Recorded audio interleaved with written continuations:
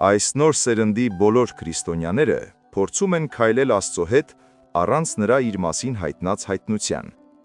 Դրա համար դուք ավելի շատ վստահում եք քարոզիչներին, քան Աստվածաշնչին, եւ այնքան, որ դուք նույնիսկ չեք հասկանում, երբ խաբեություն եք լսում, որովհետև ձեր մեջ խոսք չկա։ Ինչու չսկսել լսել այն, երբ մեքենա եք վարում, կամ մեկ համար կարդալ մինչև պարկելը քնելու համար։ Երբ դուք այս ամենը խորությամբ ընկալեք ձեր հոգու մեջ, կծնվի այն, ինչ ես անվանում եմ Աստծո փառքի ճանաչում։ Այնպես ճանաչեք, որ դադարեք հավատալ պատահականությանը ու զուգադիպությանը և լցվեք խոսքով այնքան, որ ամեն բանում տեսնեք Աստծուն։